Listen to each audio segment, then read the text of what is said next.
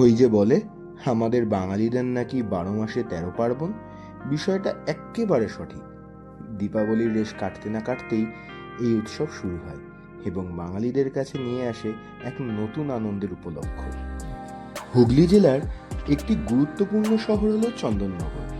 ঐতিহাসিক এই শহর জগদ্ধাত্রী পুজোর জন্য সুখ্যাত। একটা মত অনুসারে চন্দননগরের জগদ্ধাত্রী পুজোর প্রচলন ইন্দ্রনারায়ণ চৌধুরীর হাত ধরে হয়। কৃষ্ণনগরের রাজা কৃষ্ণচন্দ্রের অতি ঘনিষ্ঠ ছিলেন এই ইন্দ্রনারায়ণ চৌধুরী। আবার ইনি ছিলেন তৎকালীন ফরাসি উপনিবেশ চন্দননগর শহরের ফরাসি সরকারের দেওয়ান। না, আমি এখানে এই আলোচনা করব না যে এবার কোন ক্লাবের কি থিম। আমার প্রচেষ্টা এই উৎসবকে একটু অন্য দৃষ্টিভঙ্গি দিয়ে উপস্থাপন করবার আপনাদের সামনে। মা জগদ্ধাত্রী হলেন দেবী দুর্গারই আরেক রূপ, যিনি পৃথিবীকে ধারণ করেন।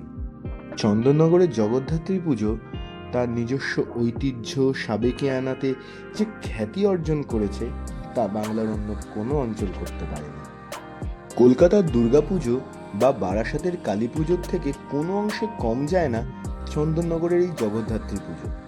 চন্দননগর ভদ্রেশ্বর পৌর এলাকার এই সাম্প্রদায়িক উৎসবরূপী পুজোর সংখ্যা 190টিরও বেশি।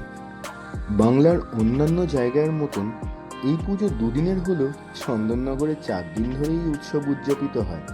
গবেষকদের মতে আড়ম্বরের দিক থেকে চন্দননগরের জগদ্ধাত্রী পুজোর শোভাযাত্রা তো মুম্বাইয়ের গণপতি শোভাযাত্রারই ক্ষুদ্র সংস্করণ।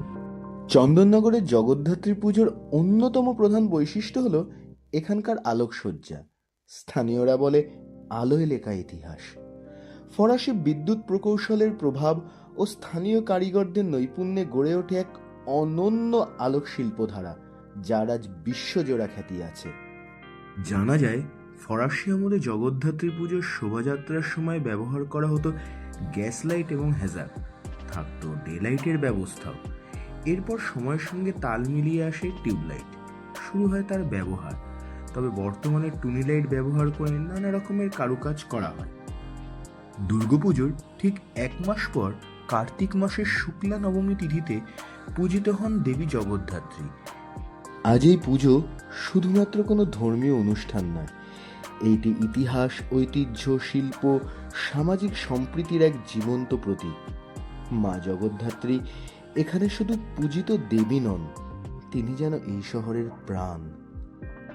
ঠিক এভাবেই জগদ্ধাত্রী পুজো বাঙালি সংস্কৃতিতে এমন একটা স্থান দখল করে আছে যা যেমন একদিকে ঐতিহ্য ও সংস্কৃতির ধারক, ঠিক অন্যদিকে আমাদের চ্যানেলটি ভালো লাগলে please like, comment, share and subscribe.